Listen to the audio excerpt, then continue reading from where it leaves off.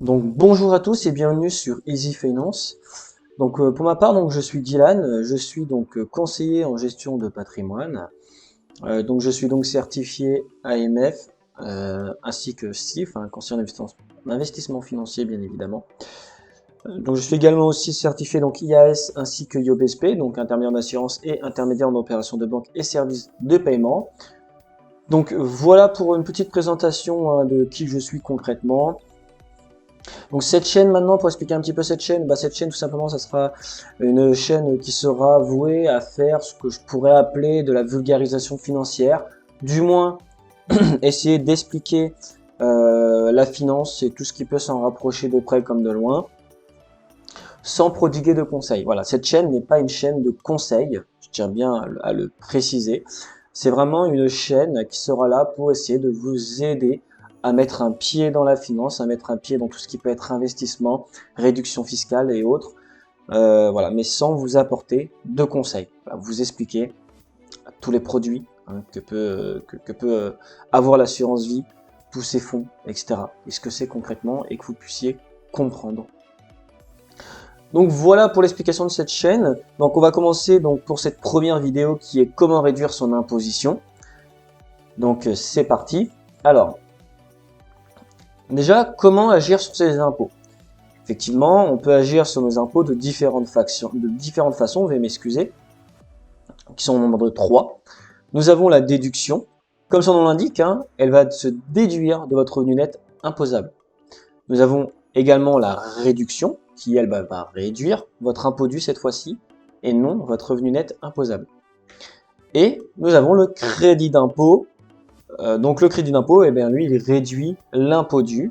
Mais la petite particularité par rapport à la réduction, c'est que si ce dernier est supérieur à l'impôt dû, alors il fera l'objet d'un remboursement égal à la différence. Attention, l'avantage fiscal est plafonné à 10 000 € par an depuis 2013. Donc si vous excédez, cela ne vous servira pas à grand chose. Les déductions. Donc qu'est-ce que nous avons comme déduction? Eh bien en déduction, nous avons déjà pour commencer tout ce qui est pensions alimentaires qui sont versées à des enfants.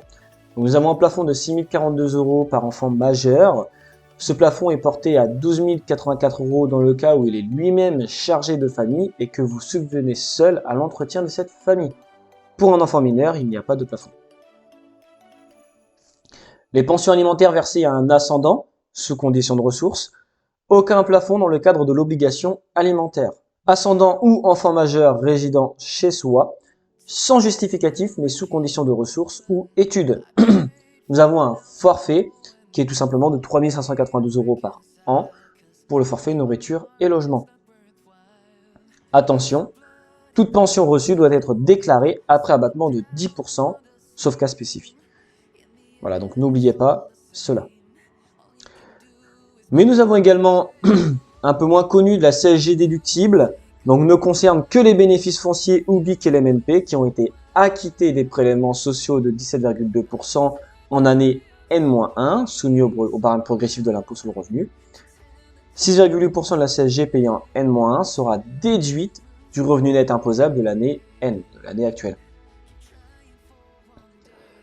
Les versements effectués sur un PER, donc je ne rentrerai pas ici sur ce que c'est concrètement qu'un PER et son fonctionnement, puisqu'il y a une vidéo qui sera dédiée à ce contrat justement. Eh bien, le PER, il permet au contribuable qui effectue des versements sur celui-ci de déduire ses versements effectués de son revenu net imposable, dans une certaine limite forcément, qui est 10% du PAS ou 10% de ses revenus si vos revenus sont supérieurs au PAS. Qu'est-ce que c'est que le PAS, vous me diriez-vous? Eh bien, le PAS, c'est le plafond de la sécurité sociale.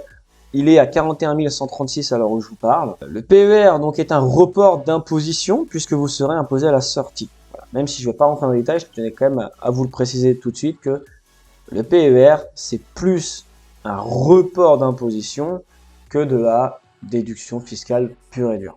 Les réductions, donc dans les réductions, nous avons tout ce qui va être dons aux organismes d'aide aux personnes en difficulté ou aux victimes de violences domestiques. 75% des sommes versées jusqu'à 1 000 €, c'est un dispositif exceptionnel qui est jusqu'au 31/12/2023. Et sinon, ce sera 66% de la partie des sommes versées supérieures à 1 000 €, un plafond à 20% du revenu net imposable. Et nous avons aussi les dons aux organismes d'intérêt général ou reconnus d'utilité publique, qui, elle, est basique de 66% des sommes versées avec un plafond de 20% de votre revenu net imposable. Nous avons également les frais de scolarité, 61 € par enfant au collège, 153 € par enfant au lycée et 183 € par enfant suivant une formation d'enseignement supérieur. Je tiens à vous interpeller sur ce sujet puisque si vous ne le faites pas, eh bien la déduction ne se fera pas toute seule. Donc c'est à vous de bien le déclarer, de bien l'indiquer lors de votre déclaration d'impôt afin que justement cette réduction se fasse.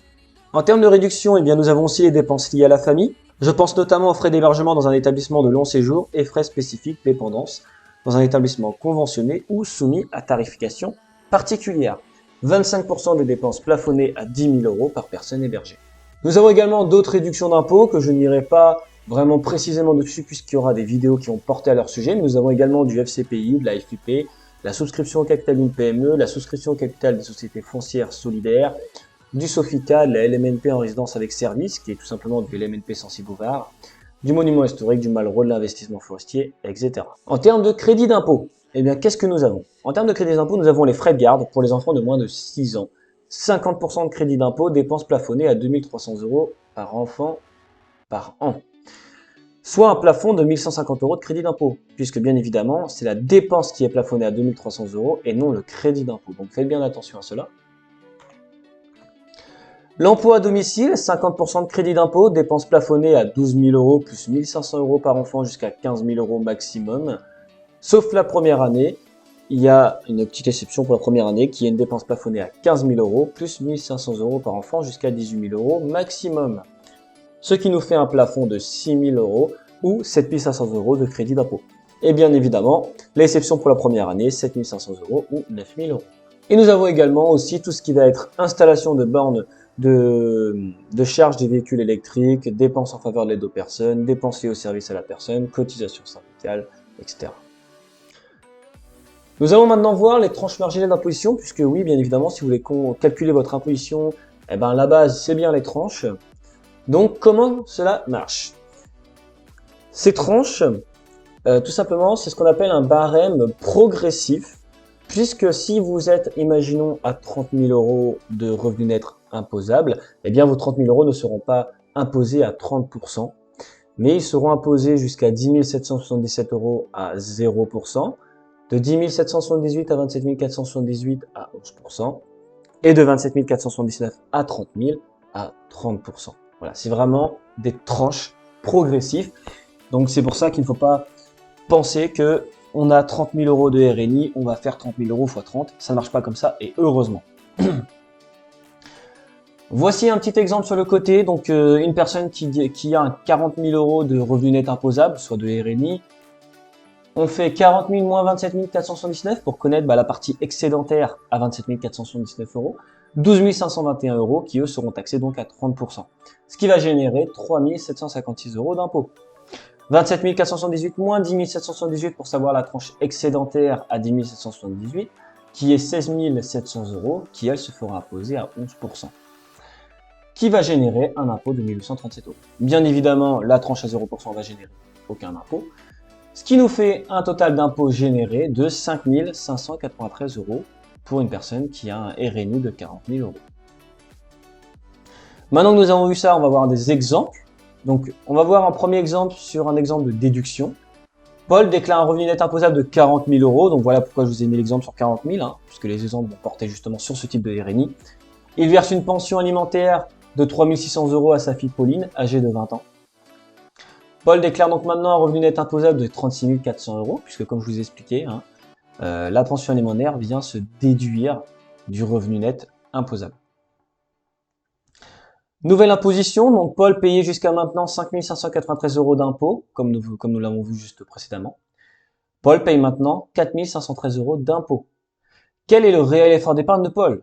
Et oui, parce qu'il est important, parce que ça ne s'arrête pas là. Paul a versé 3 600 € à sa fille, mais a économisé 1 080 € d'impôts en contrepartie. Paul a donc eu un réel effort d'épargne de 2 520 €.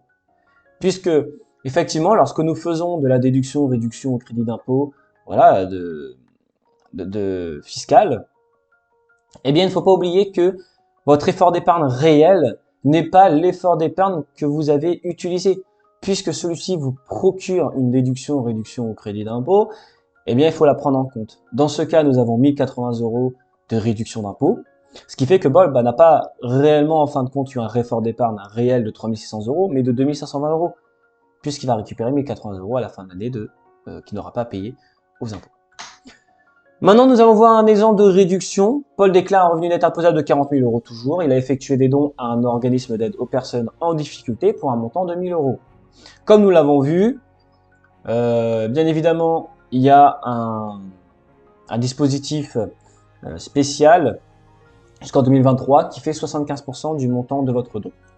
Donc Paul, on l'avait vu, il payait 5 593 € d'impôts.